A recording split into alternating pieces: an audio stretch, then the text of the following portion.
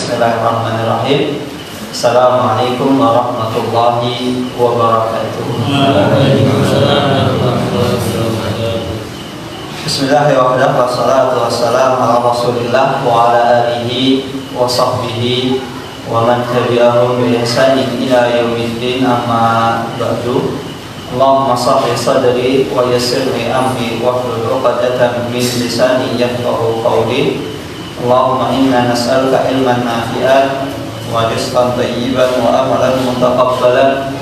Allahumma 'allimna ma yanfa'una wa zidna ilman wal huda wat tuqa was salaha ya rabbal alamin. Bapak Ibu yang dirahmati Allah Subhanahu wa taala, insyaallah kita lanjutkan pembacaan hadis pada malam hari ini. Insyaallah dikutip dari Al-Hafidz Ibnu Hajar fi kitabih Jami'ul Ulum wal Hikam. Jami'ul Ulum wal Hikam ini adalah syarah dari kitab Arba'in Nawawi. Kitab Arba'in Nawawi adalah kitab dasar, adalah paling ringkas, paling sering dikaji di dunia ini. Karena penulisnya itu bukan kaleng-kaleng Bapak Ibu sekalian. Penulisnya adalah Imam Yahya bin Sharaf An-Nawawi Asy-Syafi'i. Beliau adalah Imam Nawawi yang notabene madhabnya beliau bermadhab Syafi'i. Mayoritas madhab di negara kita. Dan kitab beliau ini walaupun penulisnya adalah bermadhab Syafi'i, tapi kitab beliau itu di seluruh dunia dipelajari, baik di Arab, Eropa, Amerika, Indonesia, semua dipelajari. Bahkan hampir di setiap mungkin masjid atau rumah mungkin kita punya, atau enggak, atau minimal kita pernah dengar kitabnya, Riyadhus Shalihin, salah satu karya fenomenal beliau. Nah, karya fenomenal beliau lain adalah Arba'in Nawawi, diriwayatkan dari Abu Muhammad bin Abi Zaid Al-Qayrawani, Imamul Malikiyah. Beliau Abu Zaid Al-Qayrawani ini adalah imam dan salah satu imam dalam madhab Malikiyah pada zaman tersebut. Bahwasanya beliau mengatakan jima'ul adabil khairi wa asmatuhu tatafarraqu min arba'atil hadis. Sesungguhnya pokok dan inti adab-adab kebaikan, pintu-pintu kebaikan sejatinya semuanya bermuara ke 4 hadis ini. Dan hadis ini ada di Arba'in Nawawi seluruhnya. Hadis yang pertama adalah man kana yu'minu billahi wal yawmil akhir falyaqul khairan aw liyasmut. Ini hadis yang sangat familiar bagi kita, yang artinya adalah barang siapa yang mengaku beriman kepada Allah Subhanahu wa taala, falyaqul khairan aw liyasmut, hendaklah dia berkata baik ataupun diam. Kemudian hadis yang kedua adalah min husnil islamil mar'i tarkuhu ma la ya'ni. Salah satu contoh tanda kebaikan seorang muslim adalah dia meninggalkan perkara-perkara yang tidak ada gunanya atau tidak ada manfaatnya.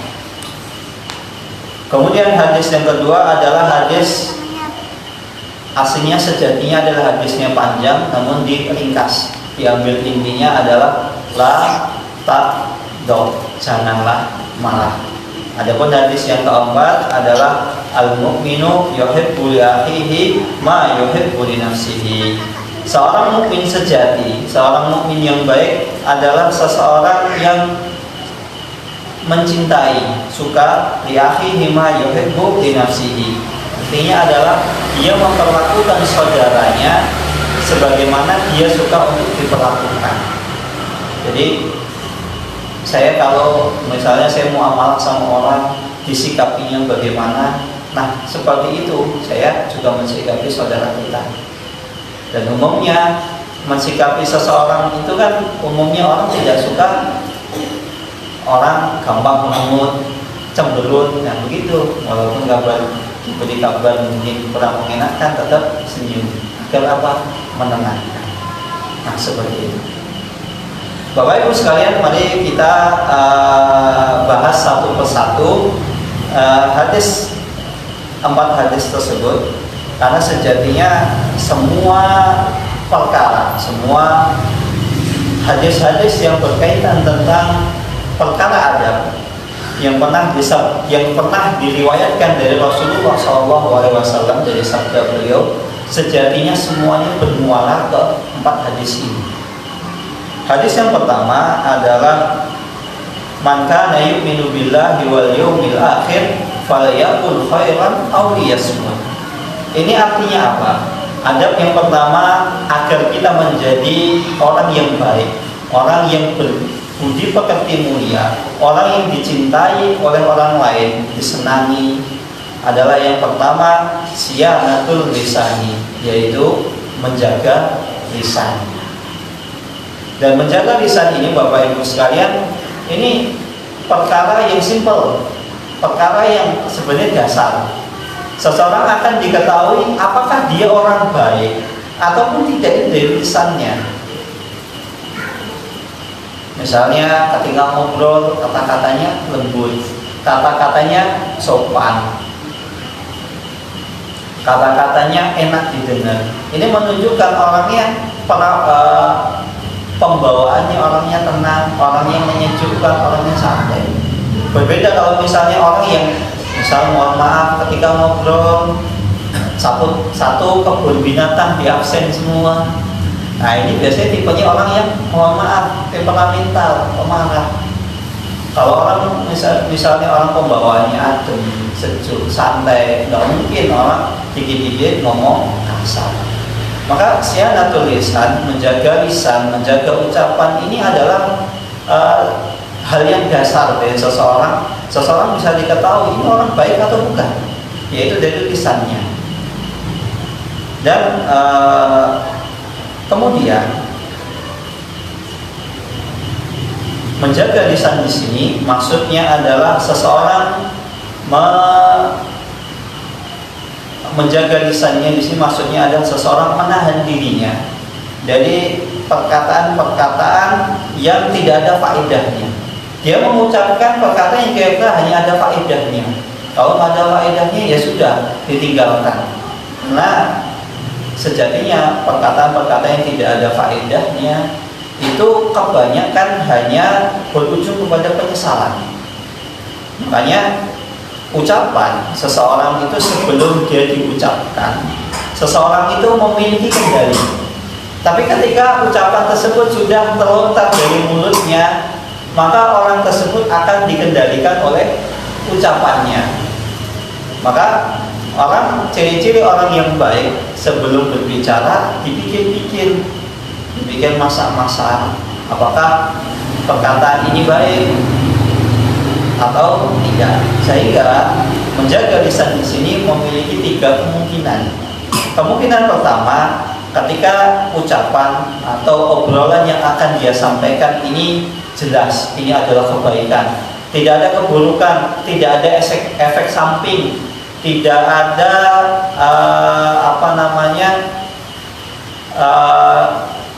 efek samping atau mara bahaya yang akan didatangkan.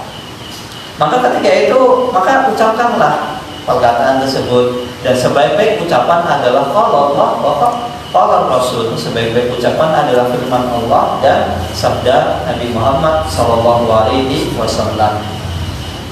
Karena sejatinya seseorang ketika misalnya baca Al-Quran, jangankan dia misalnya seseorang baca Al-Quran ternyata nggak paham, itu tetap kebaikan, dia mendapatkan kebaikan, mendapatkan pahala.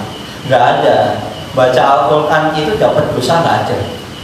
Umumnya baca Al-Quran itu dapat dosa, umumnya nggak ada. Ini kebaikan. Kecuali yang seperti yang pernah saya contohkan, mungkin baca Al-Quran tapi ganggu orang lain, maka itu jatuhnya adalah sesuatu yang tercela dan dia bisa dosa. Maka ketika ada ucapan baik, kira-kira kalau aku mengucapkan ini efeknya nggak ada, dampaknya positif, maka ucapkanlah.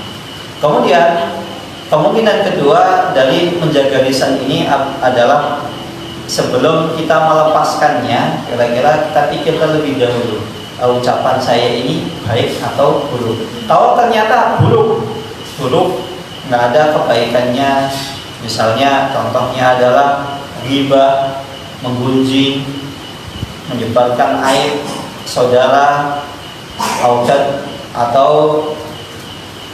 dusta, berbohong, ausuhriyah, atau ejekan, ngolok-ngolok. Mengolok-ngolok ini bukan sikap seorang muslim sejati. Seorang muslim itu tidak disifati dengan la'an wala ta'an.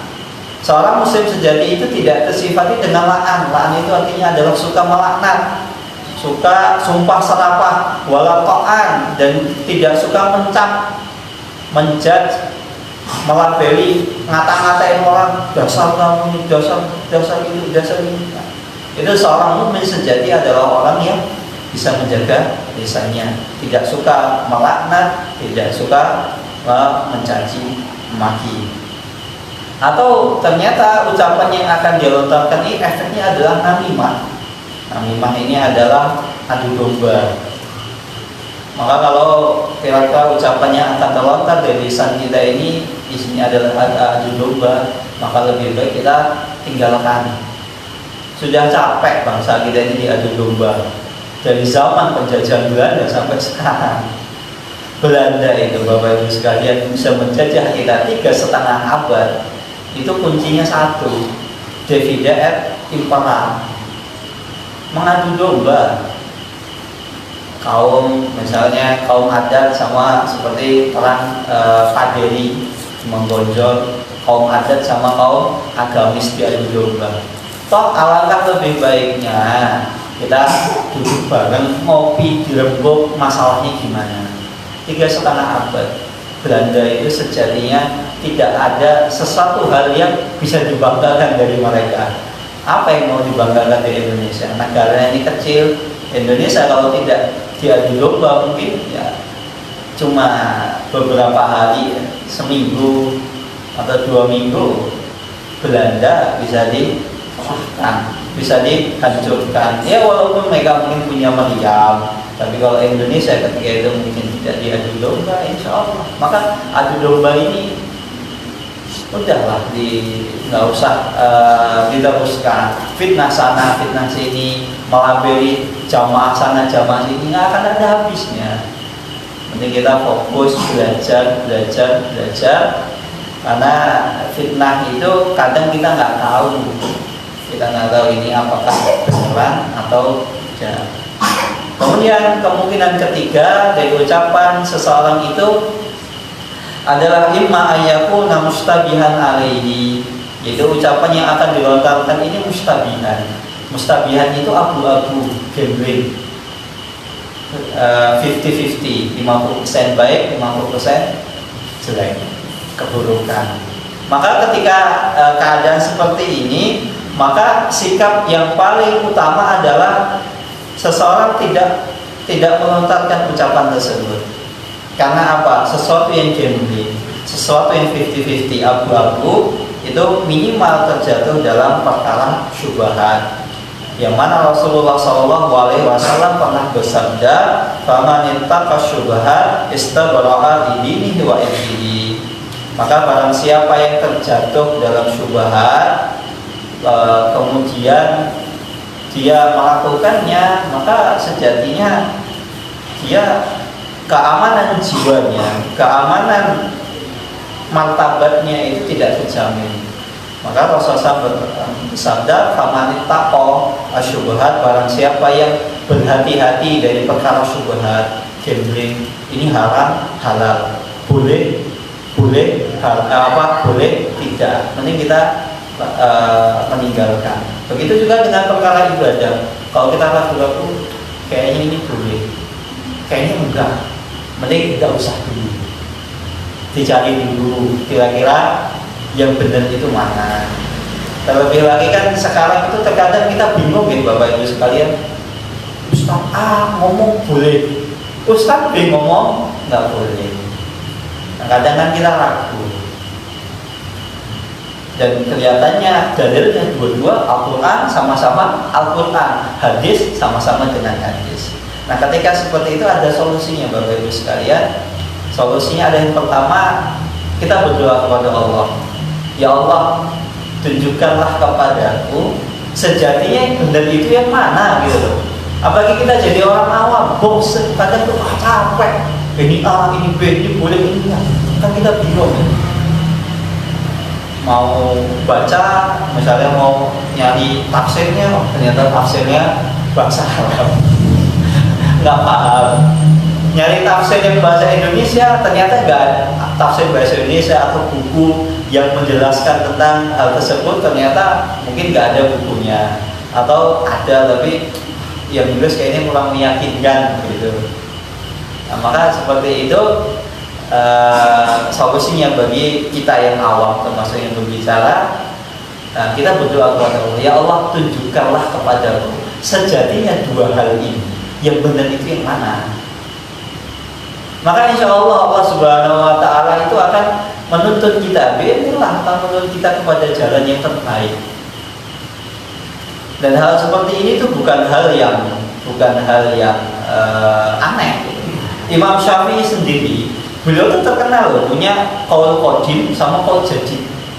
Pendapat beliau itu ada qaul qadim, artinya pendapat beliau yang lama, sama qaul jadid, sama pendapat beliau yang baru. Karena apa? Fatwa beliau yang lama itu ketika beliau di Syam, dan fatwa beliau yang baru itu ketika di Mesir. Karena keadaan di Mesir dan Syam, Damaskus, Yordania kalau sekarang, Suriah, itu keadaannya berbeda 180 derajat. Sehingga sekelas ulama saja itu tiba-tiba dulunya ngomong haram jadi boleh, dulunya ngomong boleh jadi haram. Karena ternyata ada indikasi lain. Itu ulama. Terlebih lagi kita mau baca kitab-kitab ulama juga susah, nyari juga belum tentu ketemu. Maka solusinya kita berdoa kepada Allah Subhanahu Wa Taala. Toh semua kita meyakini kebenaran sejatinya itu di tangan Allah. Kita kan nggak ada yang tahu. Ya kadang ada Ustaz ngomong, menurut sejauh yang saya baca ini boleh. Dalilnya ini, ternyata ada juga mengatakan ini nggak boleh karena dalilnya ini. Dan daripada kita udur ya, nanti ya ribut, kamu sesat, udahlah, namimah kayak gitu. Udah, kita fokus belajar, fokus berdoa, mencari yang benar itu yang mana.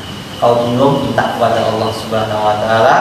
Semoga Allah memudahkan kita untuk memahami agama Islam ini. Maka di sini adalah siang tulisan. Betapa banyak seseorang yang tidak bisa menjaga lisannya, akhirnya efeknya itu negatif. Isinya ghibah, namimah, adu domba, fitnah. Makanya lisan itu lebih tajam daripada pedang katana sekalipun. Bapak Ibu tahu pedang katana? Pedang katana itu konon katanya adalah pedang samurai. Itu adalah pedang paling tajam di dunia. Jadi kalau pedang nggak usah disabet. Misalnya kertas ditaruh di atasnya, kena itu langsung jadi dua, terbelah jadi dua. Saking tajamnya. Tapi itu pedang katana itu masih kalah dengan lisan seseorang. Makanya kalau misalnya orang udah sakit hati, ya, mohon maaf, sakit hati itu obatnya susah loh, susah. Kadang dengan minta maaf itu nggak cukup. Bagi tipe-tipe orang yang mungkin ya orang yang gampang baperan gitu, dikit-dikit baperan itu bahaya. Makanya ketika seseorang mengucapkan sesuatu ya hati-hati. Ini nasihat untuk kita semua termasuk yang berbicara. Karena memang lisan itu diucapkannya gampang, nariknya mungkin nggak kita menarik ucapan kita. Misal sudah keluar dari lisan kita, mau ditarik nggak mungkin, susah. Bahkan terkadang seseorang misalnya sudah mengatakan ucapan sesuatu ternyata itu salah, ditariknya itu susah. Oh, Ustaz itu dulu ngomong begini, ngawur. Bahkan ada sekelas sahabat Abdullah bin Abbas, orang yang dikatakan oleh Rasulullah SAW Habibul Ummah, orang yang paling paham tafsir Al-Quran. Beliau dulu pernah berfatwa mengatakan riba itu halal. Riba nasiah, riba nasiah apa riba fadl? Riba fadl kalau nggak salah. Riba fadl itu boleh, halal. Sampai akhirnya ucapannya itu dirawat oleh ibunda Ummul Mukminin Aisyah radhiyallahu taala anha. Abdullah bin Abbas dinasihati, ya Abdullah bin Abbas, bagaimana firman Allah Subhanahu wa taala ayat ini, tafsirnya bagaimana? Kemudian Abdullah bin Abbas menafsirkan, sadar Abdullah bin Abbas, oh ternyata saya salah. Akhirnya ucapan Abdullah bin Abbas ini dirawat sama Abdullah bin Abbas sebelum meninggal. Tapi ada sebagian orang masih mengutip perkataan tersebut sehingga menjadikan dalil riba itu halal. Siapa yang mengatakan? Abdullah bin Abbas. Padahal Abdullah bin Abbas sudah rujuk, sudah menarik kembali ucapan. Itulah contoh ucapan. Terkadang orang sudah bertaubat, sudah meralat ucapannya, terkadang orang masih menganggap itu adalah ucapannya. Maka marilah kita menjaga lisan kita, jangan sampai lisan kita ini, yang keluar dari lisan kita ini adalah keburukan. Maka ketika seseorang bisa menjaga lisannya, hasilnya apa? Akhlaknya itu akan lambat laun akan menjadi terpuji, jadi orang yang berpuji pekerti mulia. Maka paling dasar adalah kita menjaga lisan kita. Mumpung kita punya, sebelum ucapan tersebut keluar, kita masih memiliki kendali. Ketika sudah keluar, kita tidak memiliki kendali. Adapun hadis yang kedua adalah min husnil islamil mar'i tarkuhu ma la ya'ni. Ini hadis yang kedua adalah termasuk ciri kebaikan seorang muslim sejati adalah dia meninggalkan perkara-perkara yang tidak ada manfaatnya. Maka ini anjuran bagi seseorang untuk menjauhi sikap-sikap al-fudul. Fudul ini kan apa Bapak Ibu sekalian? Fudul itu kepo.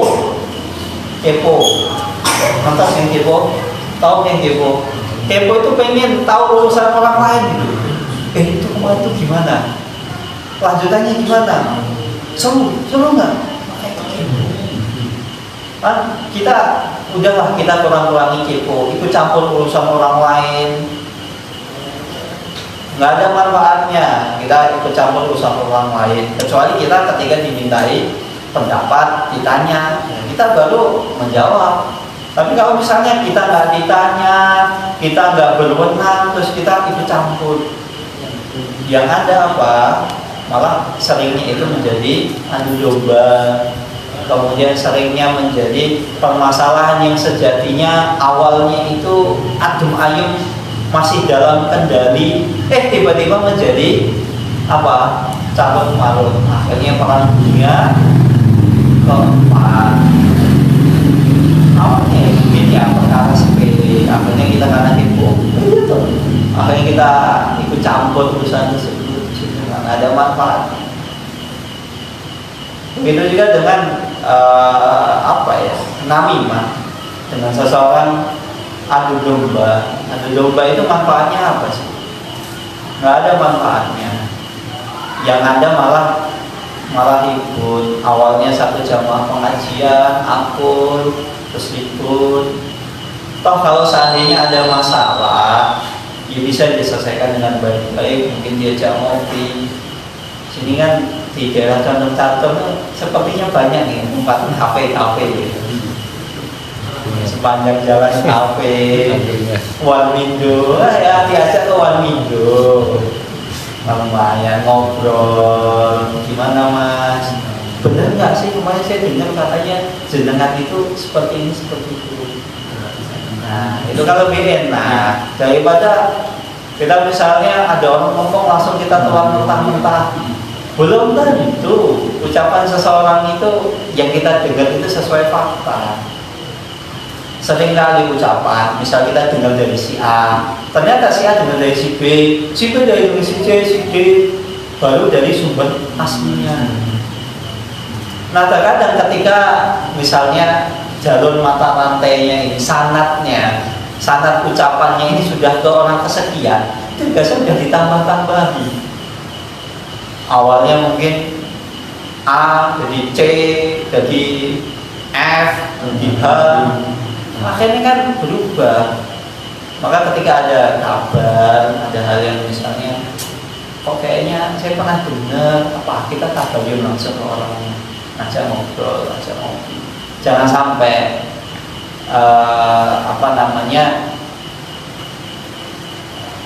prasangka kita ini seudon kepada saudara kita. Karena terkadang ketika kita mendengar berita tentang saudara kita ini kan setelah tidak langsung tiba-tiba timbul rasa kepo. Masa gitu sih? Masa iya sih? Kadang-kadang gitu. Maka kalau misalnya ada orang misalnya ngobrol udah kayaknya ini menjurus perkara riba, namimah, nggak ada manfaatnya, udah tinggalkan, cari majelis lain. Makanya salah satu majelis ilmu, majelis kajian itu yang nggak isinya, bukan isinya mencela, jelekin sana, jelekin sini, nggak ada faedahnya. Susah sana itu begini apin. Toh kalau misalnya ada kesalahan yang mungkin disebutkan secara garis besar, misalnya contoh perbuatan seperti ini nggak boleh, itu nggak baik. Seperti itu lebih enak daripada jatuhnya nanti kepada adu domba. Nah zaman sekarang ini banyak hal-hal, misalnya bukan hanya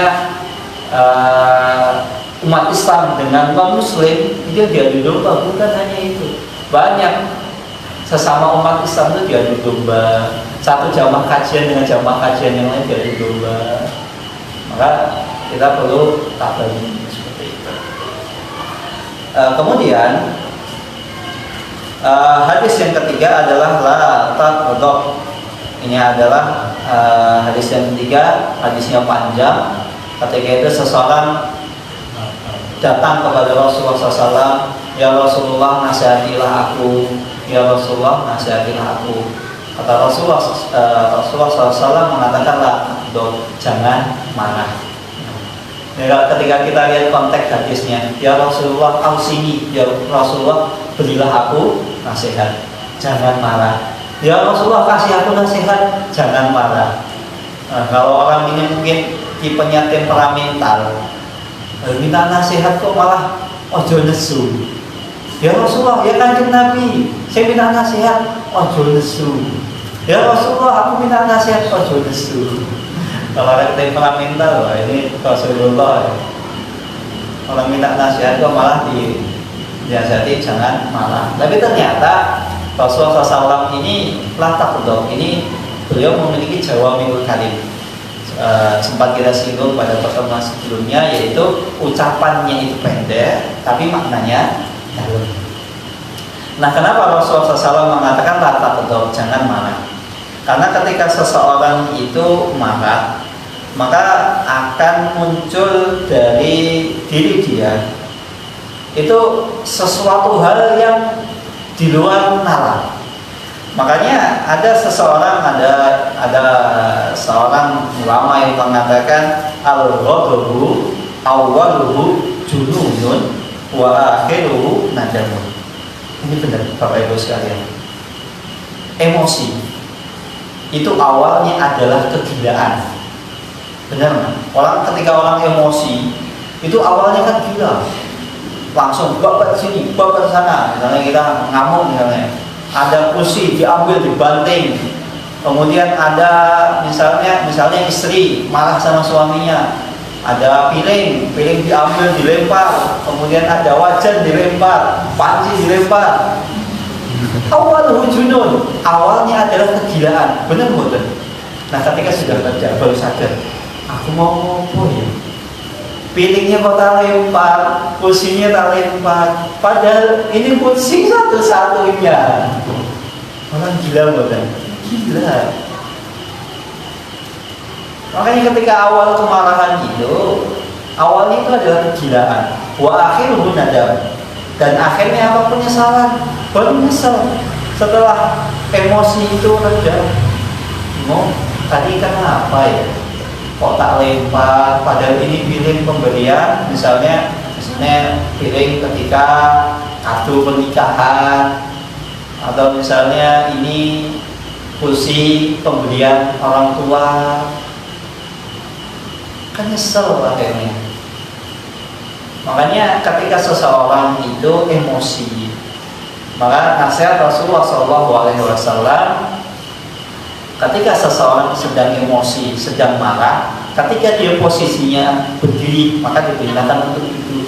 Gunanya apa? Diperintahkan duduk. Ya biar misalnya ketika orang berdiri, namanya orang berdiri kan misalnya ngambil piring, mampu. Kalau duduk kan nggak mungkin, maka diperintahkan segera duduk agar amarahnya itu cepat reda. Kalau ternyata misalnya dia emosinya posisinya sedang duduk, maka suruh apa? Suruh berbalik. Kalau misalnya posisi lagi emosi lagi duduk, segera berbalik. Karena apa? Misalnya kita duduk samping ini ada minuman, emosi diambil langsung dilemparkan. Misalnya bapak minta dibikinin kopi sama ibu, ternyata mohon maaf kopinya pahit. Bu, kopi aku pahit banget.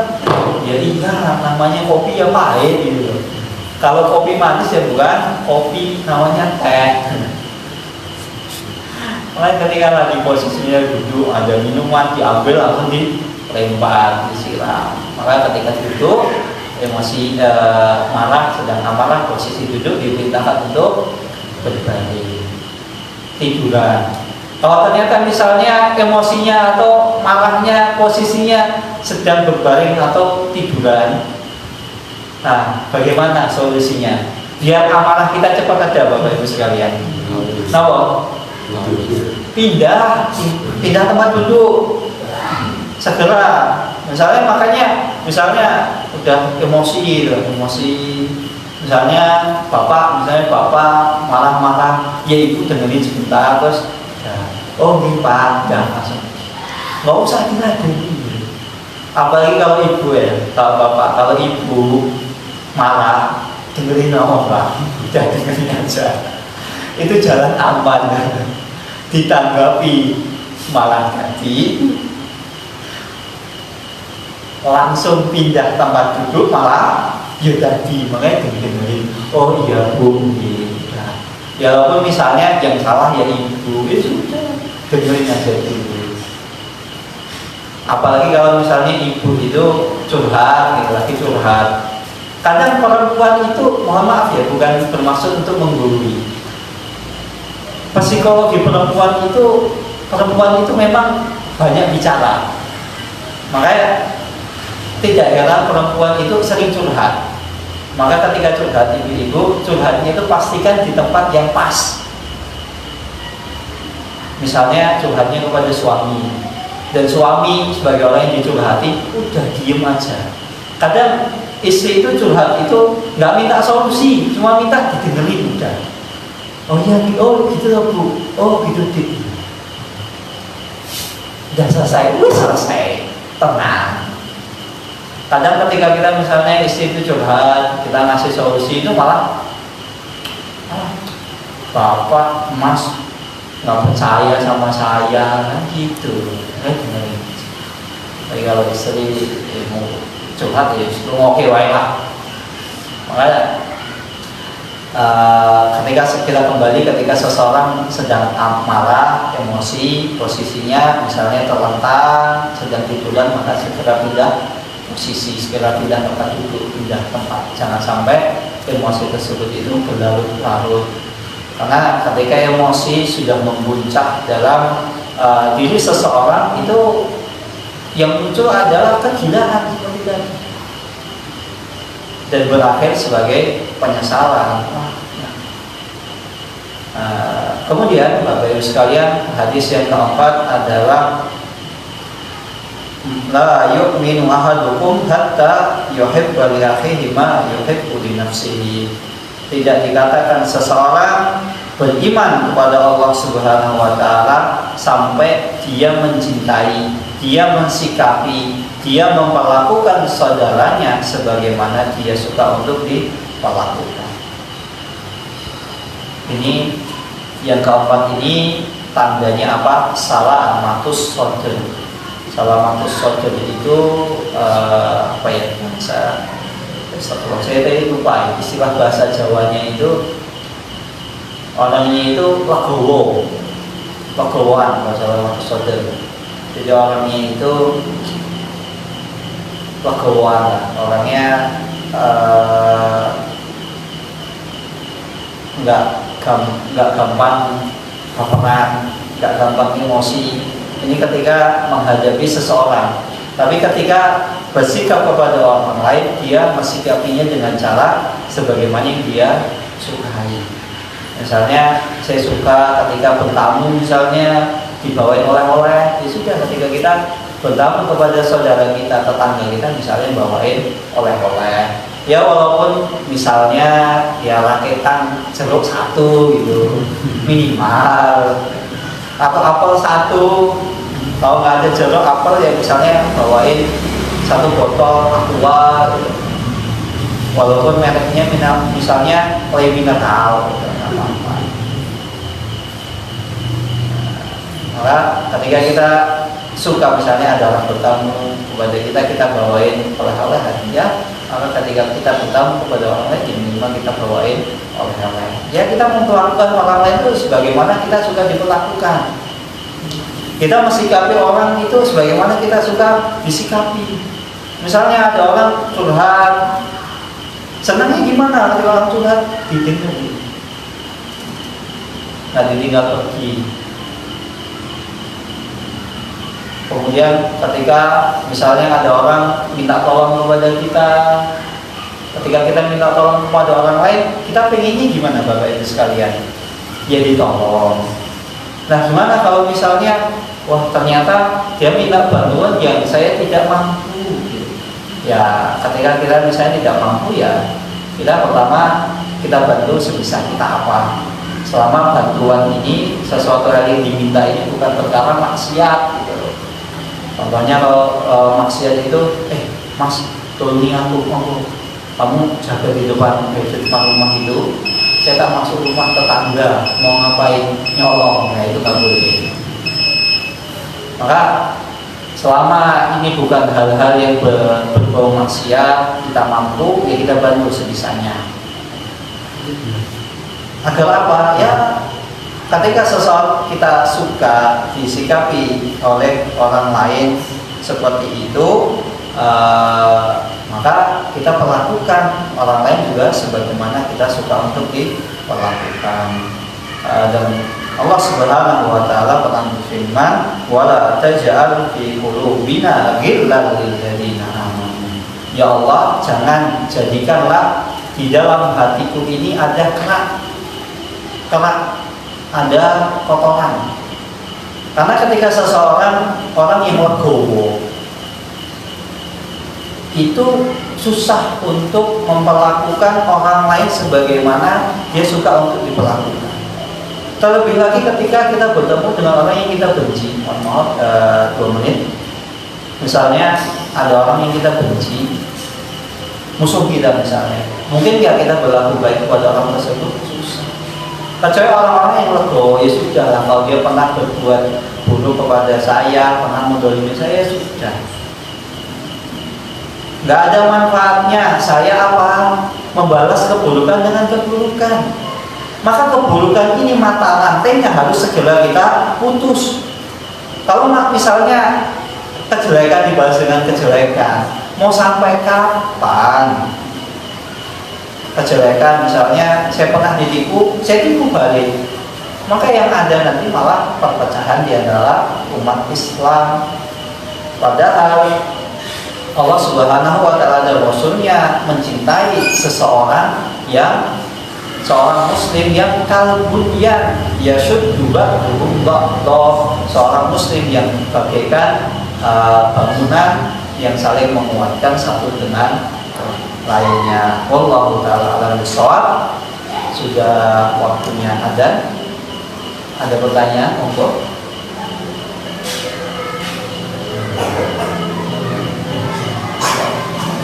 Tidak ada pertanyaan.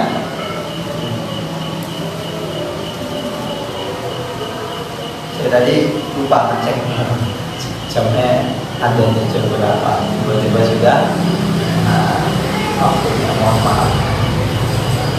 Tidak ada pertanyaan. Kalau tidak ada pertanyaan, kita tutup dengan doa kafaratul majelis. Subhanallahumma wa bihamdika asyhadu an la ilaha illa anta astaghfiruka wa atubu ilaik. Wassalamualaikum warahmatullahi wabarakatuh.